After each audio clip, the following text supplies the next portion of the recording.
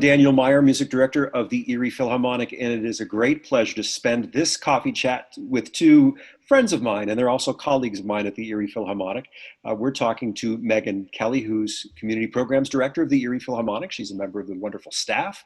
And I'm here also with Tom Brooks, who is the Director of the Erie Philharmonic Chorus, the Erie Philharmonic the Erie Junior Philharmonic Chorus, and he's also Director of Courses at Mercyhurst University. Not unlike many of us musicians who are wearing multiple hats and trying to navigate this time of COVID-19. But I thought we'd get together and just talk about some things that we love about our art and love about singing and love about being in choruses.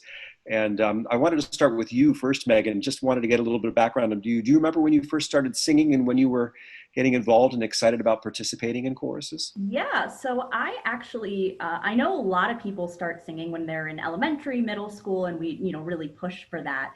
I didn't start singing at all until I was in 8th grade. I was too nervous too scared to. I had a really wonderful music teacher named Mrs. Hodges who encouraged me to sing and at different concerts and stuff. And I jumped in high school, and by college I was fully immersed in it. I studied other things in college. Music wasn't my major, but it was always such a ginormous part of my college experience. And I'm happy I get to continue that by working with the groups here. Tell us a little bit about where you grew up and then where did you go to college and your experiences there? Yeah, so I'm from around central Pennsylvania, kind of halfway between Hershey Park and Gettysburg. Mm-hmm. And then I had a cousin who went to Allegheny College, who recommended that I look there, that she thought it would be a good fit, and I loved it. I fell in really comfortably there, definitely was the right place for me to go.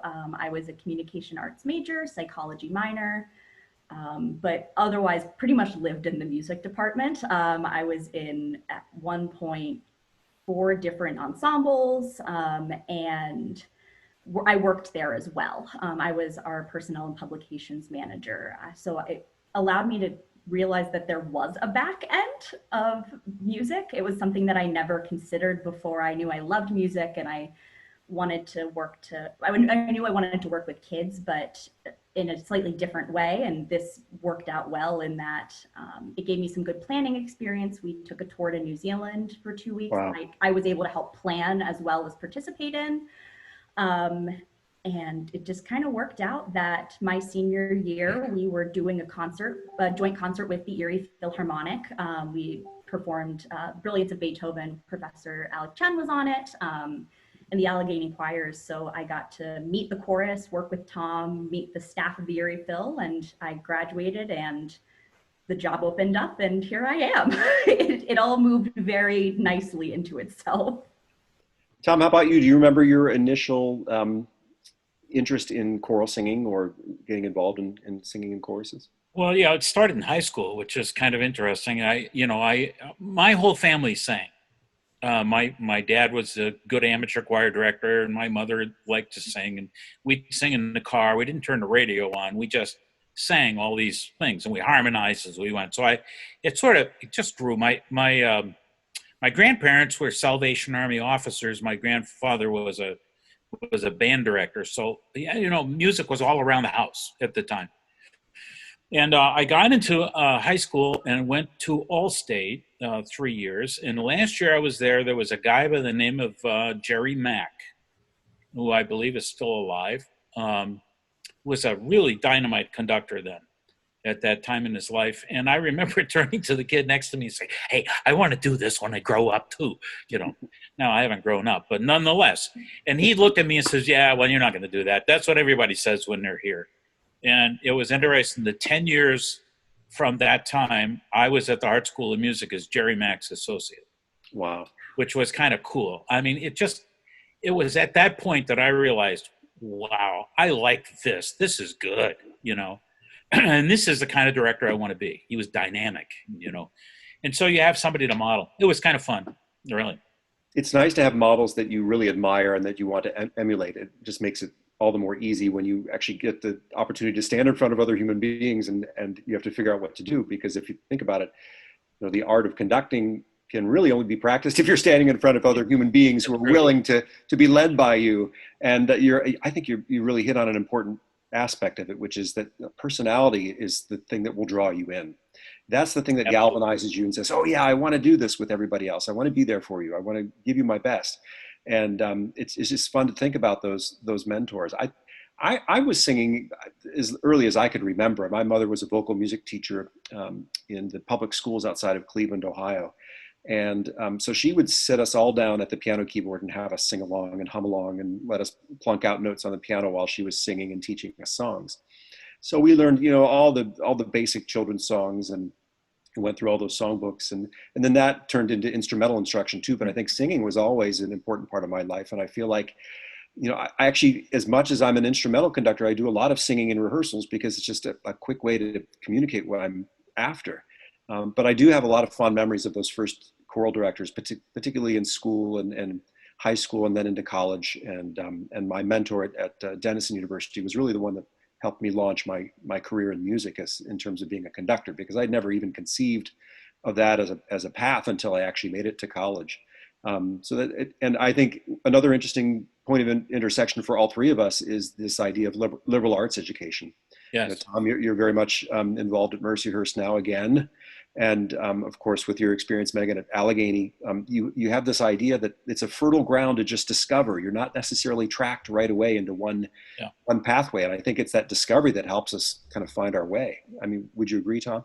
Oh, very much. I think the liberal arts background is critically important to just having a general. Well, it was Bruno Walter that said, like, if you can't go out and enjoy nature and all of that, you're not going to be a very good conductor. Yeah. And that sort of expresses it, that there is so much to take in and so much to know about and to experience. Whether you actually use that class, it has colored something about your life and your interpretive ideas about it. It's critical. And I think even going off of that, I mean, the music that we create and the concerts we're able to put on, people come into that and we have such wonderful audiences that come to support us. But it's important to remember what's going on in the rest of the world as well. And definitely my education helped me to realize that, thinking about the context of us making music, other things are going on that affect that. So being able to take that into the youth programs we have, and just being mindful of the area and the region and the country and world we're in right now, has been really helpful for me. Well, learning about the world in general, and then traveling can be critically important. The first time I took America's Youth in Concert to Europe, I had never been to Europe. And, I'm thinking, I get this music, I get this. And then the first time we sang in a place like Notre Dame Cathedral, I thought, oh, I get this now. I thought I got it then, but now I get it. It like changed everything. When I came back to Hart that fall, the students were saying to me, "You're on a tear. What is this? Hey, I get this, and you got to get it." And you're right. It's taking everything that It's not Yeah. just, your musical training, but it's your psychology training. It's your history training. It's your scientific training. I'm still trying to figure out how calculus helped me as a conductor. Well, I don't know if it ever helped me. Maybe how to learn with disappointment. I'm able to use my calculus to predict enrollment numbers. That's been everybody always jokes that, if you work in music, there's no way that calculus will come back. It does. It can. Well, I'm awfully glad it's working for you, Megan. It has. Let's circle back a little bit to mentors. Can you single out one single person that you thought, this is really, I want to be able to emulate this, or I'm really inspired by the way that this person makes music, and this is the person that I can really kind of latch onto, and maybe cite a few examples of what made that person so unique. Megan, you want to start? Yeah. So when my job in college was, I'd say, probably the number one thing that shaped what I wanted to do with my life. I'm really lucky that, out of a list of 100 college jobs I could have chosen from, I got the one I did. And Professor James Niblock is the choral director at Allegheny College. And just being able to, I was never called to be a conductor. I love music and I love helping other people make it. And seeing the back end of it and watching somebody put so much care and attention into crafting a rehearsal, making sure the concert experience is fun and everything's into place so that people can have the fun time and enjoy singing, because it's something people love to do. It showed me that the back end of it is something that you can be just as passionate about, and not just being on the stage performing. And that really, really helped shape how I work now. Because the music almost, if you can tell that everybody is passionate about it moving forward, people can feel that. So that's been something definitely notable for me. How about you, Tom? Well, I had two sets. The first one I think that really inspired me was when I was at New England Conservatory, studying with Frederick Jägel, who was then near the end of his career, but he had sung at the Met many years. Was such a warm and wonderful person to work with that you began to realize how the warmth affected you as a person. And then coaching with John Moriarty, who was just so alive musically about text and the colors of words and all kinds of things, just kind of made me really love that, you know.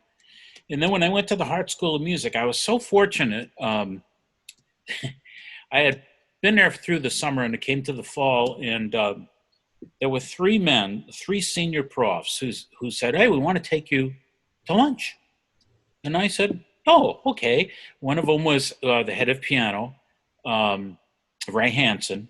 The other was the head of voice, William Diard, who had sung at City Center and with Robert Shaw. And the third one was Jack Zai, who was head of the opera department. And they sat me down for lunch and said, we're going to become your musical fathers because we like you and we're going to keep you out of trouble. And they were great. I knew all three of them and saw all three till they all died in their late 80s, or Ray was, I think, 94 when he died. I was thinking of him last night because I was reading about Frederick Stock with the Chicago Orchestra, and he had played with him. So, you know, it just came back to me then. But those three were just fantastic and followed me and became friends and gave advice. And, you know, it was remarkable. Well, what an incredible moment in your life to have those three take the time out of their day to communicate to you that they think that you need to be getting serious about this and that they're going to mentor you through that. I mean, it's an incredible moment. I remember a very important mentorship moment when I was studying in Austria. Actually, the main conducting orchestration teacher was Ertuğrul Sebsay, a Turkish citizen who was residing in Vienna, and he had studied with Swarovski and gone through the whole orchestral conducting program there, and was an incredibly talented musician in a lot of different ways. But he did take me out to coffee one afternoon. He said, you know, I think you should consider this. And I was already thinking that it was a potential career path for me, but it was so valuable to have somebody who I really looked up to and really admired to take the time and say, I really think that you need to get serious about this, and here's what I think you need to do. Yeah. Now, he encouraged me to come and complete my studies in Vienna, and I did consider it. I did take the admissions test and very seriously considered it. And I actually went back for a rotary year, and I did study a full year. But I ultimately decided that I could get the training I needed here in the US, and loved my mentors here, including the ones at the University of Cincinnati, and John Lehman and Earl Rivers and Elmo Thomas. And I also studied with William Osborne at Denison University. Wonderful conductor mentors. But it really makes a difference when you have somebody who will sit you down and tell you, I believe in you. Yes. Absolutely. Now, when you were in Boston, you were still singing.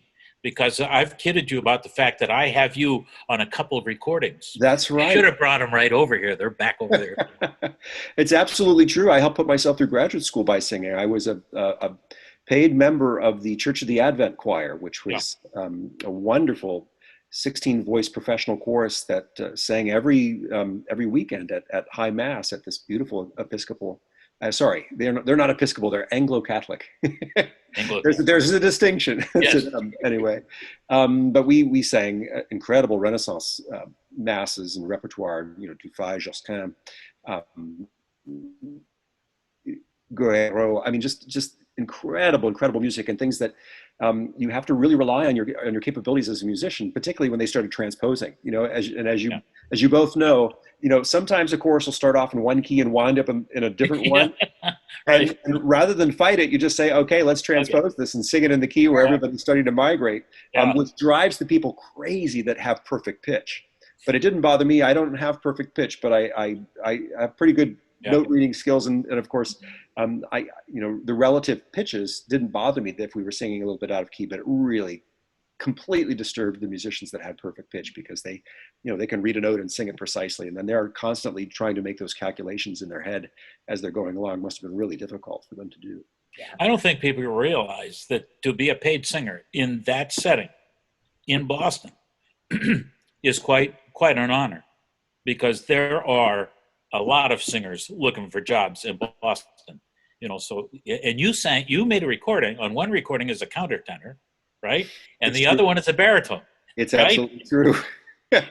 I made the big mistake of revealing that I could sing in falsetto because I grew up listening to Prince records and singing along, and it finally came in handy in classical music. I was able to make use of the fact that I could sing in that very high false voice, as it were, and sing in those upper ranges. And that's even more difficult, frankly, I think, to sing, because you can't rely on the fact that you've got the melody, the upper outer voice, nor can you rely on the fact that you may have the lowest voice or the bass. So you really have to navigate your way in between all these amazing textures that sometimes cross voices. But I loved every minute of it. I really admired that choir, admired the fact that that there are still parishes out there that are willing to essentially fund a major project like that. And if you think about Boston, you can also talk about what Craig Smith was doing at Emmanuel Church. Emmanuel, yeah. Mounting full performances of Bach cantatas virtually every weekend during the season from September through May or June. So I was offered the job to be tenor there when I was in Boston. It's incredible. I turned it down. What an idiot.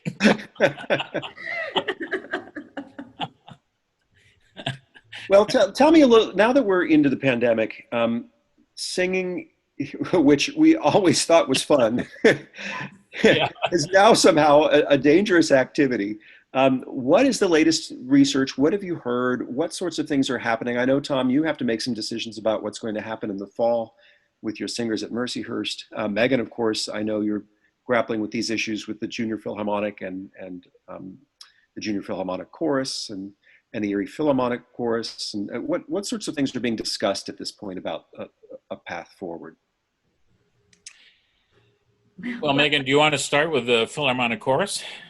Yeah, I mean, so for the adult chorus, I mean, we're really lucky in that we have about 100 singers at this point, which is the largest it's been in several years, and they're all really passionate, and we don't want to stifle that in any way. However, we want to make sure we're keeping everybody safe. You know, I think our youngest singer is 18 and our oldest is probably in their 70s or 80s. So we want to make sure that everybody is safe, happy, and okay. We've been doing a lot of virtual engagement activities just to keep people up on each other's lives. You know, we're so used to going to a rehearsal every week and catching up about, you know, oh, well, you mentioned you had that big meeting, or where you're going out of town that weekend. How was it? So giving people the opportunity to still catch up with their friends and feel like part of a group, I think, is so important. And you know, Tom can talk a little bit about this too, but it does give us an opportunity to focus on some other things. You know, we always say like, oh man, I wish we had just one more rehearsal where we could really talk about dynamics or really talk about diction or things like that. And now we have maybe a little bit of time to sit and talk about those things, sit and work through those things that are going to make the group sound even better when we are finally able to safely rehearse again. And I think it's been difficult because, you know, when you think about the safety of the singers, there are people that do have compromised immune systems in some way or another. And how terrible it would be if we had 100 singers and 50 came down with COVID and say 3 passed away. That would be devastating for the group. Yes. And we just feel like we can't risk that right now. it hurts that we've been on a real upswing and have this happen right in the middle. Yeah. I mean, that does hurt, but it seems to me that the other possibilities are far worse than where we're at now.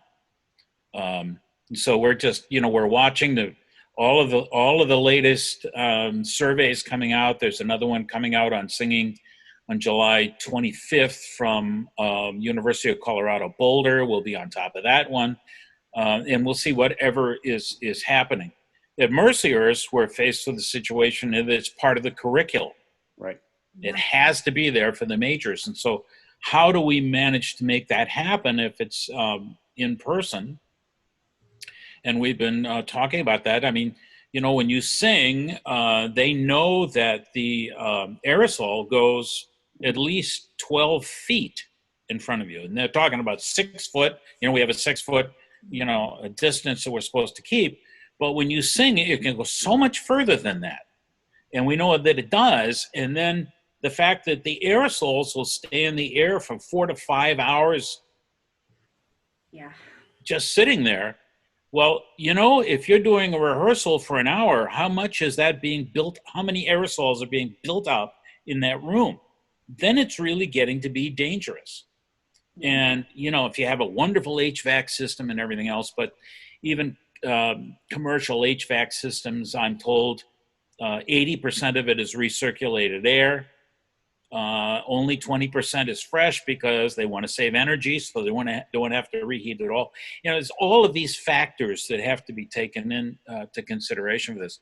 At Mercyhurst, we're talking about whether we can split the groups up into different rooms, and I guess shuttle them around to me and out. Or could we potentially get down to 6 to 8 feet if all the singers were wearing masks? Right. We don't know the answer to this yet. We're still trying to figure it all out. It is very complex to make it happen, that's for sure. Well, and one thing that Tom and I talk pretty regularly. We joked earlier that it'd probably been about only 22 hours since we talked to each other last, and that's a good record we got going there. That pretty much anytime I give Tom a call to ask him some work questions, he's like, "Oh, hang on, like I'm reading this, report right now. Just let me mark my place so I can come back to it."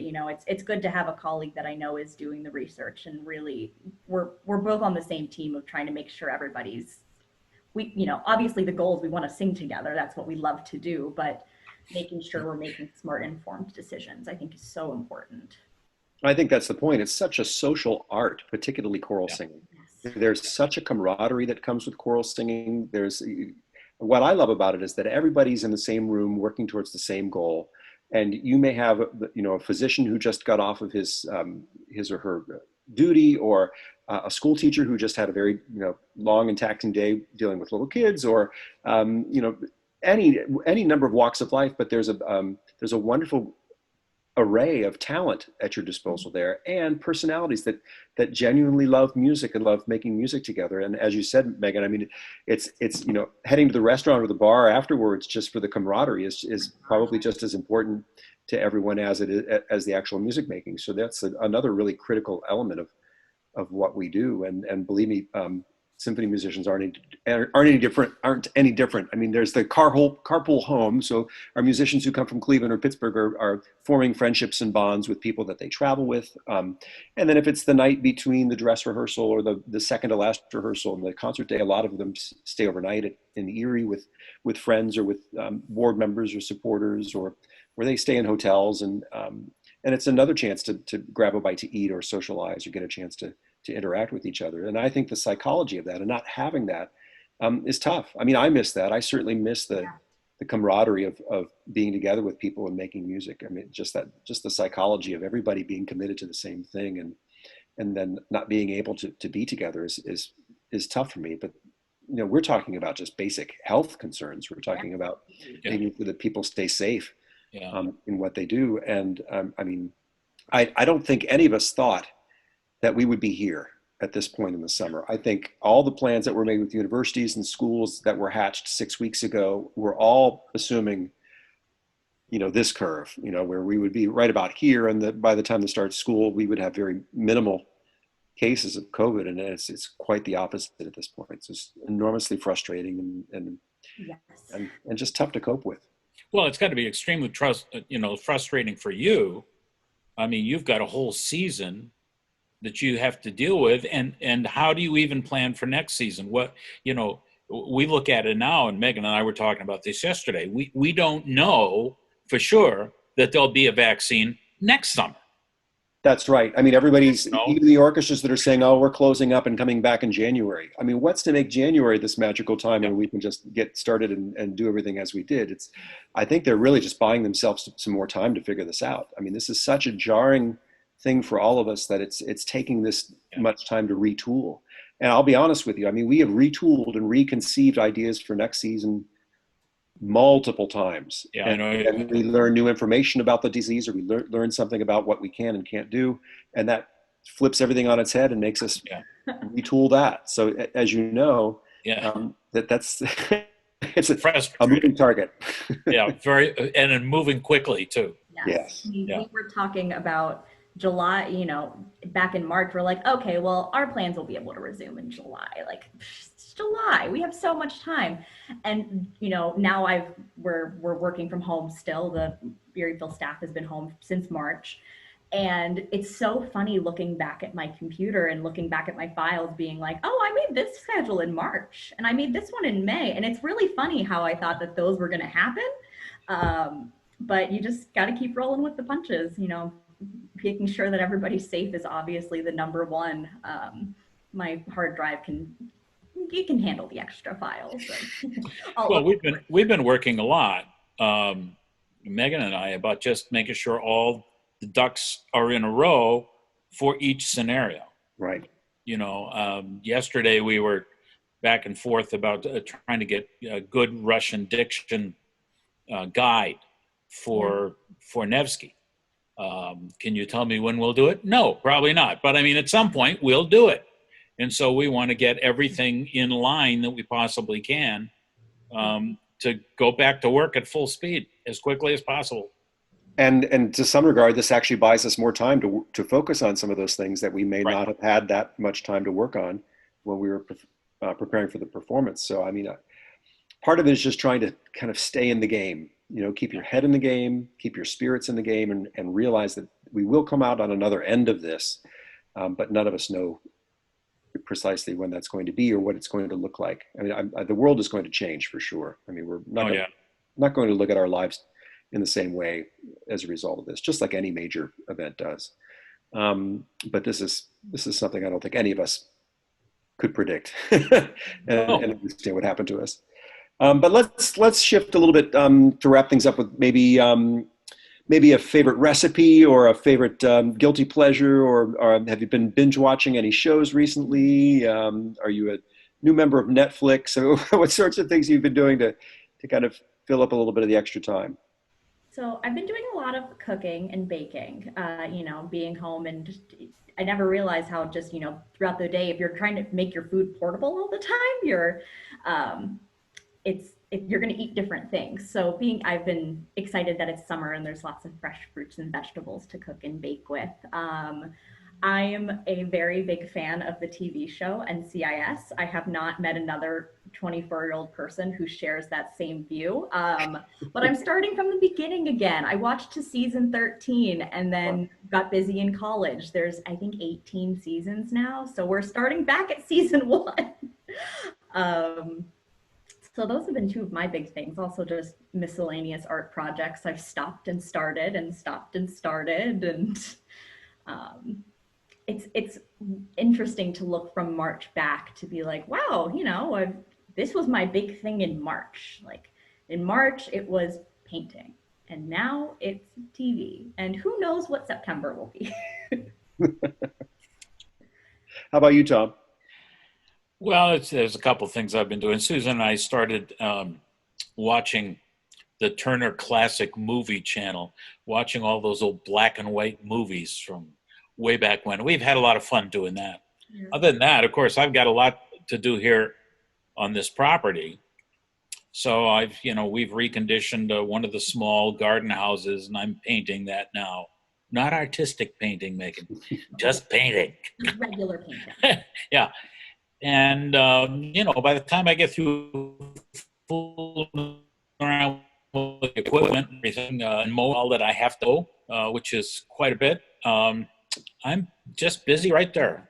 It's good for me. That's always one of my favorite things if we're having, we've been having kind of meetups virtually with the chorus and things like that, where, Tom will come on and be like, I was just out in the field, and some of the members who don't know that he lives on a farm and has that just around him at the time, are just like, what are you talking about? And then the rest of us are like, he's doing farm work. He'll be back later. Or we get exciting nights. Like last night, we have a network on our cell phone for the whole road. It was coyotes, and coyotes were running all over the place, chasing, all kinds of things. It's just like, oh boy, here we go.